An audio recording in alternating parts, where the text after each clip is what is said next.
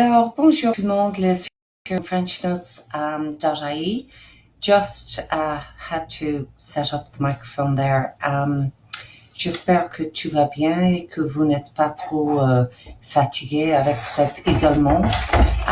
We are, I suppose you could say, in day 3 of isolation, mais j'espère que les choses vont continuer à leur propre rythme et que vous arrivez à faire un petit peu d'études quand même. Hein. So in this evening's Insta Live, we're dividing it into two, okay?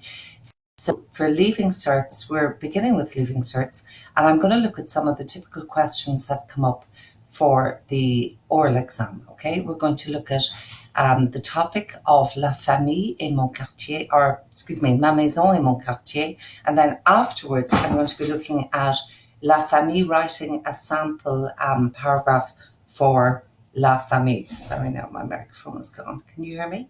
Excellent. Okay, so it's going to be looking at La Famille for Junior Cert. So if we begin by Leaving Cert, okay, like I was an examiner for the oral, and I know that most students, if not all, would get asked about their house or their area, okay? So those two are really quite important. So we're going to look at a couple of the sentences. So first of all, you could be asked, où est-ce que vous habitez? Where do you live? So, où est-ce que vous habitez would be j'habite en banlieue, would be I live in the suburbs. J'habite à la campagne, I live in the countryside. J'habite au centre-ville, I live in the center of town. So basically, that's where you'd kind of say you live. Then you'd kind of say, qu'est-ce qu'il y a à faire près de chez vous? Pour les jeunes, par exemple. Vous pouvez dire, par exemple, là où j'habite est tellement mort qu'il n'y a rien à faire pour les jeunes. So there's nothing to do for young people. Or, il y a beaucoup de choses à faire, il y a beaucoup de distractions, j'habite à 2 pas du centre commercial, il y a des cinémas, il y a des restaurants, des bars, on a tout ce qu'on a besoin, par exemple des magasins, il y a une église, il y a un centre sportif pour les jeunes, il y a des terrains de jeu. So you could say there are sports complexes, there are football fields, there's various things like that for young people or for anyone in general. Now, all these are taken from, okay, I'm all mixed up with the sides, right? So this would be taken from our own revision book for the oral exam. So then I might say, okay, parlez-moi un petit peu de votre maison. So if I'm talking about la maison, you could start by saying what type of house it is. So you could say, c'est une maison individuelle. So it's a detached house. Or c'est une maison jumelée. It's a semi-detached. C'est une maison à 2 étages. So it's a 2-story house. C'est une maison très confortable. En bas, il y a une cuisine, le salon, une salle de bain. You could say, for example, downstairs, there is a kitchen, the sitting room, a bathroom or toilet. En haut, or à l'étage, nous avons 5 ou 4 ou 3 chambres. En fait, c'est une maison très spacieuse, confortable. And then they might say to you that, okay, très bien. Et quelle est votre pièce préférée? So what's your favorite room in the house? And you might say, j'adore la cuisine, or j'adore ma chambre. J'adore ma chambre parce que c'est mon espace privé. C'est là où je peux écouter de la musique, aller tchatcher avec mes amis sur mon portable. So you could say, it's my bedroom.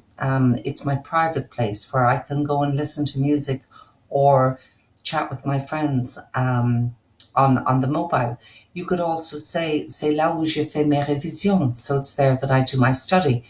So whatever it is that's your favorite place. You could say, c'est le salon, parce que dans le salon, je peux regarder la télévision en tranquillité, ou je peux lire un livre, je peux bouquiner. Bouquiner is a really nice verb. It means to read, but it's different, obvious, to lire. And it's a really nice way of saying to read as well, bouquiner. You could say, j'adore la cuisine parce que j'aime bien faire la cuisine. You could say, if you have an interest in cooking, that it's the kitchen. And remember that it's a conversation. The oral is a conversation. So whatever you say is going to act as a kind of a hook for the examiner. And they're going to take from that and they're going to ask you questions based on that. So if you say, j'adore le salon, c'est ma pièce préférée parce que j'aime lire dans le salon. Well, of course, what are they then going to ask you? They're going to say, est-ce que vous lisez quelque chose d'intéressant en ce moment? Qui est votre écrivain favori? So who's your favorite writer?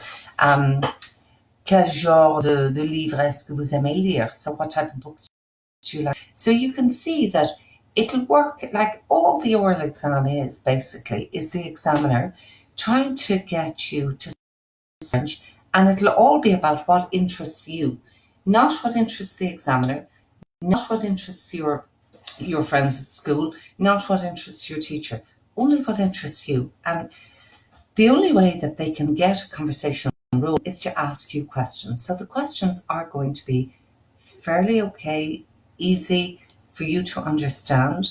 Now, obviously, they're also going to be testing your tenses. So they may say different. Now, this is obviously, I could have said, like, for example, if we want to stay on the topic of Le Quartier, I would say, for example, something like, qu'est-ce que vous avez fait le week-end dernier dans votre quartier? So what did you do last weekend in your area? And remember that when you're coming back at me with answers, you're going to have to come back with, je suis allé, j'ai regardé. Remember your passé composé. Remember how you've got that e sound with the e, the accent acute has an e sound. And you've got to come back at me with verbs like that, okay? Another thing I might say is, qu'est-ce qu'il y a à faire pour les touristes dans votre quartier? What is there for tourists to do? And again, you might think, well, there is nothing for tourists to do in my area. So you just say, non, il y a pas grand-chose à faire pour les touristes. Par contre, j'habite près de whatever the name of the place is that you live near. And you could maybe talk about the town, the biggest town near you, if you're living in the countryside, or if there's something, a tourist attraction near you, that you can speak about that. And even if that tourist attraction is 10 kilometers, 12, 15 kilometers, it's still relatively near, so you can still talk about it. There's no problem there. So for example, okay, I have to deal with what's local to me. I live in a small village, so yeah, there probably wouldn't be a whole pile to do here, but we're very, and you could say le château de Roi Jean, so King John's castle. You could talk about, okay, it's County Clare, and I'm not going to try and take it because I know it belongs to County Clare. You could say le château de Bonnerati dans le comté de Clare, qui est très très joli et très très célèbre. Célèbre means famous. Another thing that they might ask is, est-ce que vous aurez, si vous habitez à la campagne, est-ce que vous aurez aimé habiter en ville? So you live in the countryside, would you have liked to live in the city, for example? Or pour vous, lequel est meilleur, la vie à la campagne ou la vie en ville? And you could choose which one you think you'd prefer. So that's another kind of question that they could come at you with. Now, another question that they may ask, and again, it's not something to upset you, but they might say, for example, if they feel that your standard is good, that you're really into it, that you're showing lovely, lovely bits of vocabulary, they might say, quels sont les problèmes qui existent dans votre quartier? So what are the problems that are in your area? You might say, if you live in town, you might say, par exemple, la circulation, il y a trop de circulation, there's too much traffic. If you live in the countryside, you could say, il n'y a pas grand-chose en tant que problème, mais il y a quand même la criminalité, so there's crime, maybe l'abus de la drogue, if you want to talk about it, but you don't have to. You could talk about simply things like la circulation, la pollution, le manque de distraction. So you could say the lack of facilities maybe for young people. That could be a problem, absolutely, for young people. Okay, so that's kind of where I was going to leave it with the oral questions for tonight for Leaving Certs. It's, you know what, I will say this over and over again. I have never gone into in all my years of examining the oral, and I don't do it anymore. That's really, I'm a former examiner. I don't do it anymore. But when I was doing it, I met absolutely teachers that constantly sought to reassure their students. And I'm here trying to reassure you that you have nothing to fear. You just prepare as much as you can with the knowledge you have. We don't know how long you've got to practice for it. And you know what? Put that out of your head. Just keep going with all different facets of the exam for the moment. But I know that the examiner is going to walk into your school with 100 marks, a maximum of 100 marks to give to each student doing the oral exam. So it's up to you to engage with the examiner, and they will do everything in their power to help. Okay, so that's really important. So if I move on to the junior certs, okay, because I know we have a brand new junior cycle program. We have had one sample paper from the Department of Education, and we're looking kind of at exam papers from different companies that produce the papers to give us some inkling as to what way we could formulate questions, okay?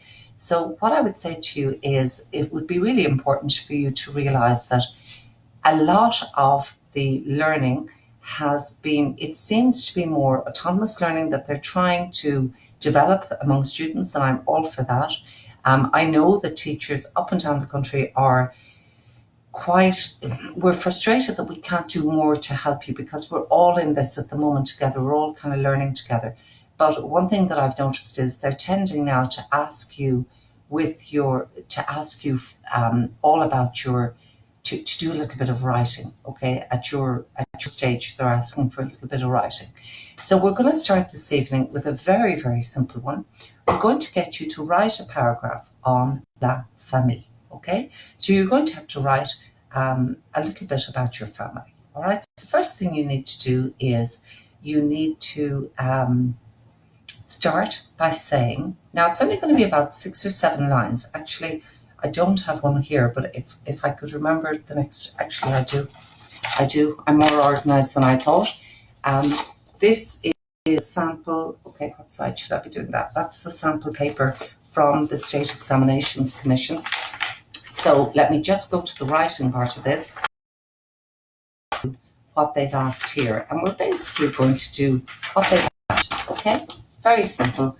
If the State Examinations Commission have suggested that this is important, we're definitely going to look at it. So it's section C, it's the written section. And can you see there? Okay, me being left-handed is not helping. But here it's décris ta famille. So describe your family. And you can see, we're not giving you a whole load of space to write. So there's only a couple of lines. So we're not going to worry too much, okay? So first and foremost, you're going to say how many are in your family. So how you say it is very simple. Il y a 5, 6, 4 personnes dans ma famille. So that's saying there are 5, 6, 4 people in my family. And you could say, j'ai un frère et une sœur. I have one brother and one sister. Et mes parents. All right? So, j'ai un frère et une sœur et mes parents. Mon frère s'appelle, let's say, John. Mon frère s'appelle John. My brother's name is John. Et ma sœur s'appelle Joanne. So my sister's name is Joanne. Ma sœur s'appelle Joanne. Mes parents s'appellent Marie et Richard. So for example, my parents' names are Mary and Richard. Okay? So be very careful of your spelling of your verbs. I'm going to put up maybe the verb s'appeler, to be called. It's in your books, whatever book you're using in first year or second year, go back to your book. At the very start, it will give you the verb to be called. Je m'appelle, tu t'appelles, il s'appelle, elle s'appelle, all the way down. So you learn those. It's really, really important that you know that verb, okay? Now, what you're going to do is you're maybe going to give the age of your brother and your sister. You don't really need to give the ages of your parents, so don't worry too much about that. But you could say, for example, Mon frère a 12 ans. Mon frère a 12 ans. My brother is 12. Ma sœur a 10 ans. My sister is 10. Ma sœur a 10 ans. Now remember, for age, we don't use the verb être, we use the verb avoir, and this is really, really important because in French, the idea is that you have kind of 15 years, like you've acquired 15 years, you've 15 years in the bag, right? That's kind of the way they look at age, and that's really, really important, okay? Now, another thing you could say about it is nous habitons à Galway. We live in Galway. Very simple, okay? And you could maybe finish it by saying nous avons un chien. Il s'appelle Rex, okay? We're just going to go for a fairly standard name for the dog there. Pardon me. So, nous avons un chien. Il s'appelle Rex. Or, nous avons un chat. Il s'appelle Felix, okay? Really original thoughts going on here. So that's all you need to do for the describing your family. So you're going to say how many are in the family. Il y a 4 personnes dans ma famille. You could say j'ai une sœur, j'ai un frère et mes parents. Then you give the age of your brother, the age of your sister. You could say we live, nous habitons. So that verb habiter would be important for you to know as well for Junior Cert. À Galway, remember, whenever you're saying the name of a village or a town or a city, you always just put the A with the accent on it, okay? The A with the accent, and nous habitons à Galway. Now, you could then make reference to your pet. We have a dog, or we have a cat, or whatever it is, okay? So that's important. Now, just to let you know that the verbs that you'd have used in d'écrire ta famille, écrit ta famille, the verb s'appeler, the verb habiter, the verb avoir. Okay, so those 3 are your main ones that you're going to use. Okay, so s'appeler, habiter, avoir. Okay, you could say maybe you could describe your brother and sister. Maybe say il est gentil, elle est gentille. You could say maybe something like that, and that would obviously require that you know the verb être. What I would say actually myself, I always I have little nicknames for the verbs. Okay, and for the verb because you know he has the circumflex right on the first letter of the verb. I call that the crown. The what do I call him the king of the verbs, okay? Because he is an important verb in the sorry, I don't know what's going on there. There's something that's just popped up. I'm gonna try and get rid of it. Well, I can't seem to, but anyway. He is the king of the verbs, right? And I always say he's the king because he's wearing the crown. No, I can't seem to get rid of that. 1 second. Okay. Anyway, I just have to leave it. Anyway, that's kind of all I was going to do this evening. I hope that helped. I would be very, very grateful if you could comment. Let me know what you think of it. And also that I'm going to be doing this live every evening at about 8 p.m. Any of the material that I'm using it's either on our Junior Cert or Leaving Cert plan on Frenchnotes.ie. So that was like a little mini plug. And if any of you have any questions, please send them on to me. I would be absolutely delighted to help. And we are also on Instagram, Snapchat. We have a YouTube channel as well, Frenchnotes French. So please work away. Just get as much information as you can and do message me. I'd be delighted to help.